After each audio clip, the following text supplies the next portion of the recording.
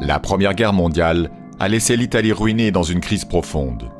En réponse aux troubles sociaux et à la menace révolutionnaire, l'ancien journaliste Mussolini crée en 1919 les faisceaux de combat, des corps francs de vétérans et déçus de la guerre pour exalter le sentiment national et faire le coup de poing contre les syndicats et les mouvements ouvriers. Rejoint par la jeunesse bourgeoise, soutenu par les propriétaires et l'armée, il brise les grèves et sème la terreur dans les communes rurales et les organisations de gauche.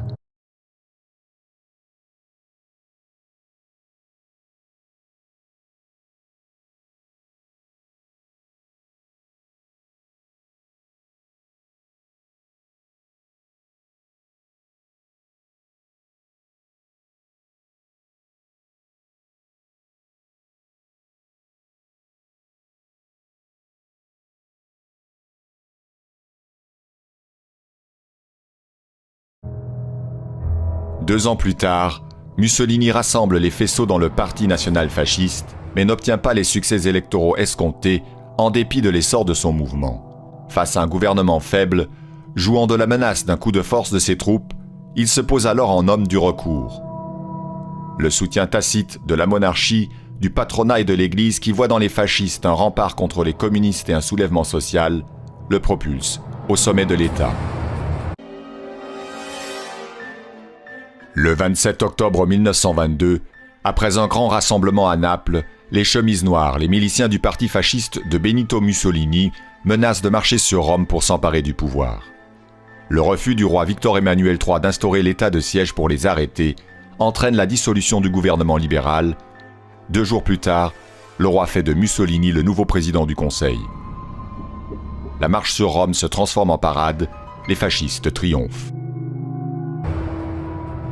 À la tête d'une coalition de droite, le Duce obtient rapidement les pleins pouvoirs et remodèle les lois électorales en sa faveur.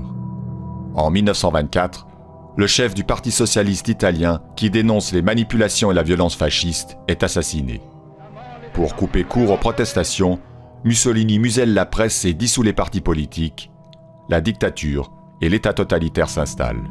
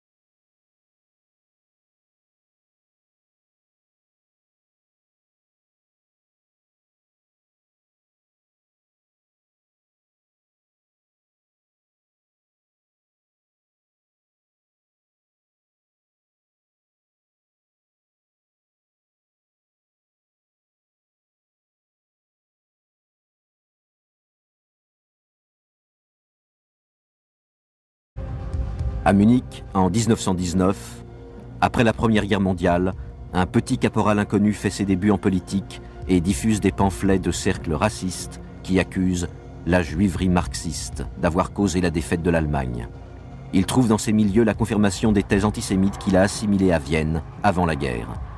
Berlin est en révolution, les émeutes se multiplient. C'est au milieu de bien des difficultés que la République de Weimar voit le jour sous la présidence d'Hébert. Tous les tenants de l'ordre, y compris le Parti social-démocrate, craignent les spartakistes, les conseils des ouvriers et des soldats. La bourgeoisie allemande craint une révolution de type soviétique. L'armée intervient en janvier 1919. Les spartakistes, groupés autour de Rosa Luxemburg et de Karl Liebknecht, sont massacrés. Le 28 juin de la même année, le traité de Versailles est signé. Les très dures conditions de la paix causeront une faiblesse chronique à la République de Weimar que les nazis, encore dans l'ombre, exploiteront pour rallier le soutien populaire à leur ascension au pouvoir. Hitler est encore dans l'armée. On le laisse assister aux réunions du Parti ouvrier allemand. Séduit par les idées de ce parti, il y adhère bientôt. Il expose ses théories sur la constitution d'un parti de masse et organise la première grande réunion publique le 24 février 1920 à la salle des fêtes de la célèbre Hofbrauhaus à Munich. Il se déchaîne contre la lâcheté du gouvernement et contre le traité de Versailles, contre les Juifs. C'était la première fois qu'Hitler énonçait les 25 points du programme ouvrier allemand qui constitua le programme officiel du parti nazi lorsque le 1er avril 1920, il devint le Parti national-socialiste des ouvriers allemands. À l'époque, en Allemagne, on considérait Hitler comme un petit agitateur. Le mouvement achète un journal, le Völkischer Beobachter, grâce à l'éditeur Puzzi, ami d'Hitler et membre influent du parti, avec Göring, Hess, Rosenberg et Richter, l'éminence grise des trafics politiques qui manient d'énormes fonds pour alimenter les caisses du parti qui serviront, entre autres, à créer des soupes populaires pour les chômeurs et les marginaux. En juillet 1921, Hitler obtient la présidence du parti nazi avec le pouvoir d'exercer une direction de fer. Ce qu'il fait. Il crée une milice armée, les sections d'assaut, les SA, portant la chemise brune. Le commandement en est confié à un ami de longue date, Ernst Röhm. Dès lors, les SA seront maîtres de la rue sous la bienveillante protection de la police. Tandis que la crise économique atteint des records effroyables, Hitler reçoit des financements de plus en plus substantiels. Il se sent si puissant qu'il tente, le 9 novembre 1923, le coup de force révolutionnaire que l'histoire retiendra comme le putsch manqué de Munich.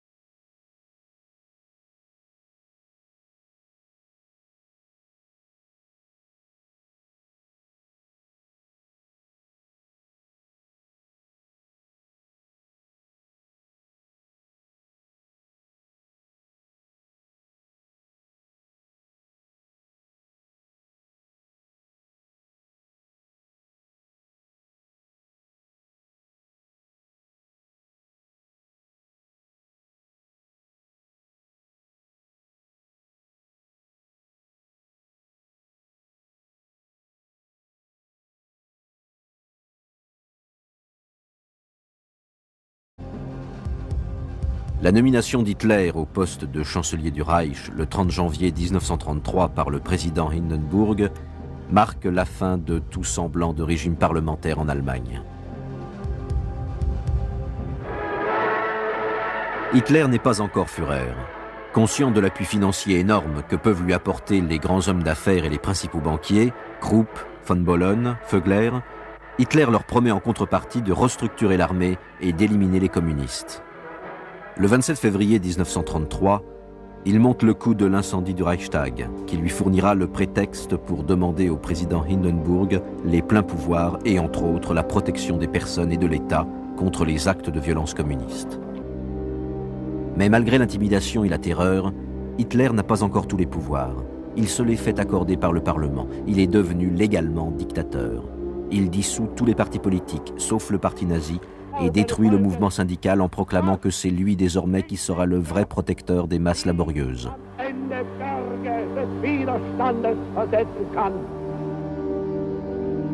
Les dirigeants syndicalistes, les militants, les opposants politiques sont pourchassés, arrêtés.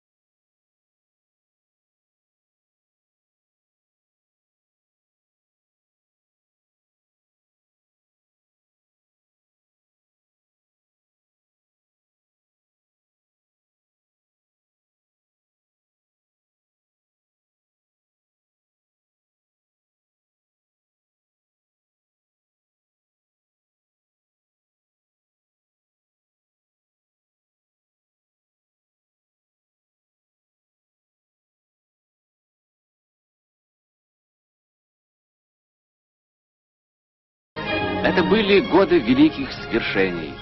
Донецкий шахтер Алексей Стаханов поставил свой небывалый рекорд.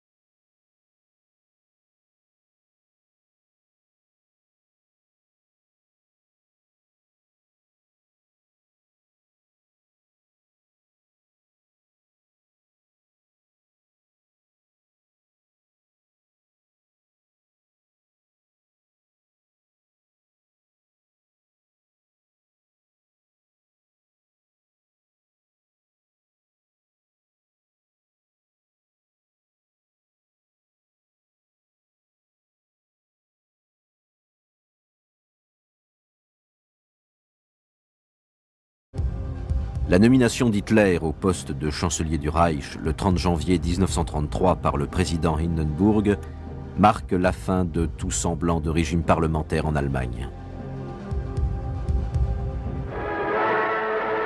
Hitler n'est pas encore Führer. Conscient de l'appui financier énorme que peuvent lui apporter les grands hommes d'affaires et les principaux banquiers, Krupp, von Bohlen, Vögler, Hitler leur promet en contrepartie de restructurer l'armée et d'éliminer les communistes. Le 27 février 1933, il monte le coup de l'incendie du Reichstag, qui lui fournira le prétexte pour demander au président Hindenburg les pleins pouvoirs et entre autres la protection des personnes et de l'État contre les actes de violence communistes. 4000 personnes furent arrêtées, des opposants au nouveau régime, des sociodémocrates et de très nombreux communistes dont leur leader, Ernst Thälmann, arrêté le 4 mars 1933 et qui sera assassiné le 18 août 1944 à Buchenwald par les SS.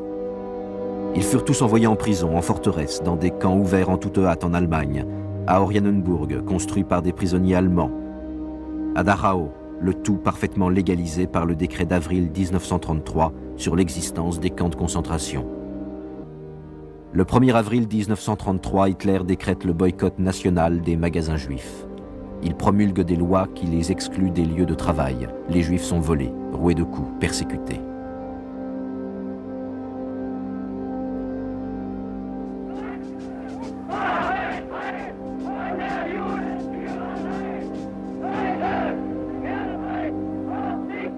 À Berlin, le 10 mai 1933, Goebbels, le ministre de la Propagande, fait jeter au feu par les SA des masses de livres. La plupart des grands auteurs allemands, de Thomas Mann à Einstein, sont voués aux flammes, comme bien des auteurs étrangers, Marx, Gide, Freud, Zola, et le poète Heinrich Heine, qui disait un siècle plus tôt « Là où l'on brûle des livres, on brûle des hommes ».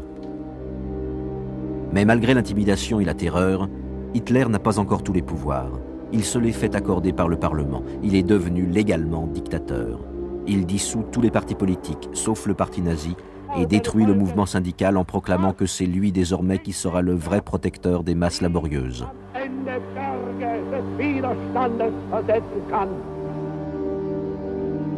Les dirigeants syndicalistes, les militants, les opposants politiques sont pourchassés, arrêtés.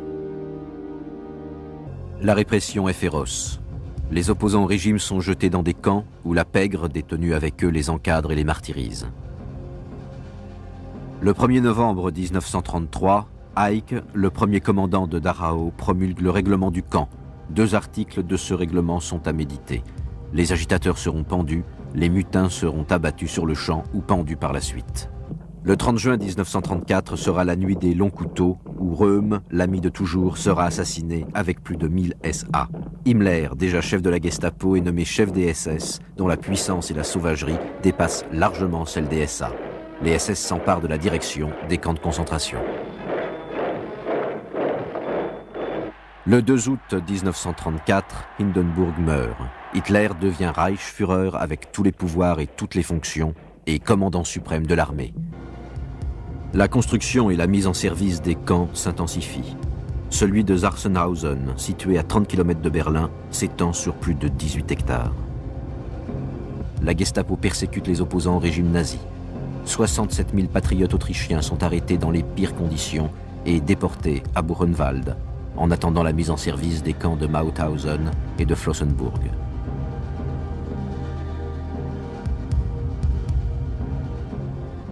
C'est dans la nuit du 9 au 10 novembre 1938 que fut déclenché dans toute l'Allemagne le plus terrible pogrom qui ait eu lieu jusque-là dans le Troisième Reich. Des bandes armées nazies se livrèrent avec la complicité de la police au pillage et à la destruction de tout ce qui appartenait aux Juifs. Les maisons, 7000 magasins furent dévorés par les flammes, toutes les synagogues incendiées. Des femmes, des hommes et des enfants, alors qu'ils fuyaient, furent abattus sauvagement à coups de revolver. 30 000 Juifs allemands furent envoyés dans les camps de concentration de Dachau, Buchenwald, Sachsenhausen. Ils furent exclus de l'économie allemande, dépouillés de tous leurs biens, ils n'étaient plus rien. Et déjà on envisageait de les enfermer dans des ghettos. Le Troisième Reich s'était délibérément engagé dans un processus d'extermination programmée dont il ne devait plus s'écarter. Le 15 mars 1939, en violation du traité de Munich, les troupes allemandes déferlent en Bohême et en Moravie et rentrent dans Prague, en fanfare, à la grande joie des minorités allemandes. La Tchécoslovaquie n'existe plus. Les SS sont partout. Le cycle infernal de la répression continue. Plus de 60 000 opposants tchèques sont arrêtés, martyrisés, déportés, réduits à l'esclavage, comme à Mauthausen et Flossenburg, où déjà des milliers de détenus allemands et autrichiens effectuaient dans les carrières un travail de bagnard. Le camp du Stutthof, près de Danzig, en Pologne, est en construction. Le premier transport de femmes venant de Lichtenburg arrive à Ravensbrück, près de Fürstenberg, le 18 mai 1939. Ce sont des communistes, des sociodémocrates, les premières femmes juives et des détenus de droit commun qui serviront de tortionnaires officiels sous la direction des SS dans tous les camps de concentration nazis.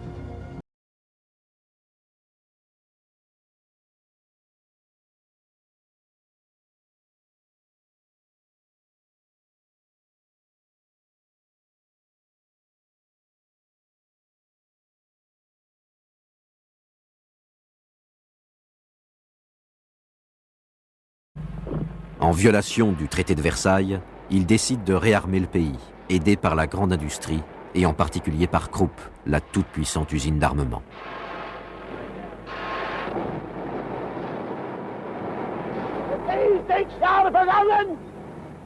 Il entreprend la construction d'un vaste réseau routier qui donnait du travail aux ouvriers allemands, et nul ne pouvait s'en plaindre, mais qui surtout lui permettrait plus tard de faire se déplacer ses armées d'une frontière à l'autre.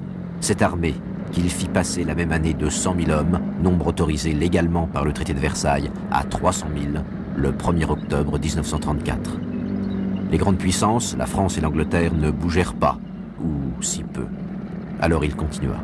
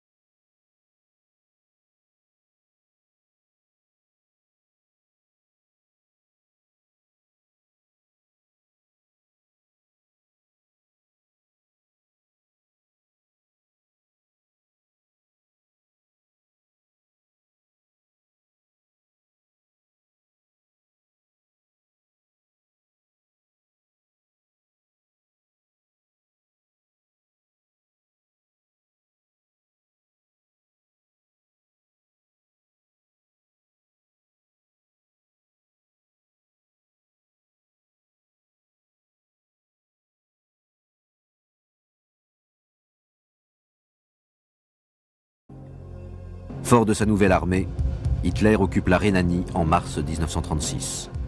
Les démocraties occidentales n'essaient pas de stopper l'homme qui reprend ses territoires. Le 18 juillet 1936, la guerre d'Espagne commence, mais le monde entier se laisse plus impressionner par le grand spectacle que furent les Jeux Olympiques, organisés en août 1936 à Berlin, où Hitler exultait et où Goebbels, ministre de la propagande, galvanisait les foules, plutôt que par cette guerre au-delà des Pyrénées. Pourtant, ce fut la guerre d'Espagne qui permit à Hitler d'expérimenter son nouvel armement, tandis que la neutralité des grandes démocraties contribua à assurer la victoire des troupes franquistes sur les républicains espagnols, qui furent si nombreux déportés à Mauthausen. Hitler, en engageant sa Légion Condor, faisait, comme on l'a souvent dit, une répétition générale de la guerre de 1939. La Luftwaffe de Göring, en massacrant les populations de la ville de Guernica en juillet 1937, fera une répétition générale dans l'horreur.